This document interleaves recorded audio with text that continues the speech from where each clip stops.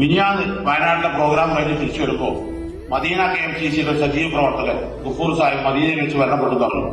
അപ്പൊ അദ്ദേഹത്തിന്റെ അടിവാരത്തിലാണ് വീടൊന്ന് സന്ദർശിക്കാൻ പറഞ്ഞ് നമ്മൾ ചെന്നപ്പോ സത്യത്തില് കണ്ണുനീര് വരാണ്ടായത്. അദ്ദേഹം മദീനയിലെ സജീവ KMCC പ്രവർത്തകനാണ്. ഹാജിമാർക്ക് വേണ്ടി 24 മണിക്കൂർ ഓടി നടക്കുന്ന ആളാണ്.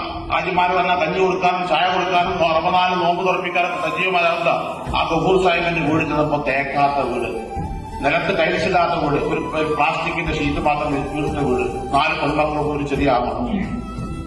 പ്രതിഷ്ഠപ്പെട്ടു പോയി. നമ്മൾ ഓരോ പ്രവാസികളും വീടില്ലാത്തവന് വീടുണ്ടാക്കാൻ നമ്മൾ ഓടി നടക്കുന്നു, ചികിത്സയ്ക്ക് സഹായമില്ലാത്തവന് ചികിത്സാ സഹായത്തിന് നമ്മൾ ഓടി നടക്കുന്നു, മറ്റെല്ലാ സൗകര്യങ്ങളും നമ്മൾ ഓടി നടക്കുകയാണ്. പക്ഷെ നമ്മുടെ കാര്യത്തിൽ നമ്മൾ പ്രവാസിയായിട്ടുള്ള KMCCക്കാരനായിട്ടുള്ള ഓരോരുത്തരുടെയും അവസ്ഥ മരണപ്പെടുമ്പോ ഓരോ കുടുംബങ്ങളിലും അവിടെ വിധവയായ ഭാര്യയും മക്കളും നമ്മളെ വിളിച്ച് കരയുമ്പോഴാണ് ഓരോരുത്തരും കടബാധ്യത നമ്മൾ മനസ്സിലാക്കുന്നത്.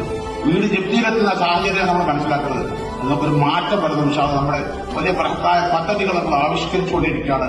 നമുക്ക് എല്ലാവർക്കും പ്രവാസി സമൂഹത്തെ KMCCക്കാരായിട്ടുള്ള നല്ലവരായിട്ടുള്ള ആളുകളെ ചേർത്ത് വയ്ക്കുന്ന പദ്ധതികളുമായി വരും കാലത്ത് KMCC മുന്നോട്ട് പോകും. നിങ്ങളുടെ ആത്മാർത്ഥമായ സഹകരണം ഉണ്ടാകണമെന്ന് അദ്ദേഹത്തോടുകൂടി അഭ്യർത്ഥിക്കുകയാണ്.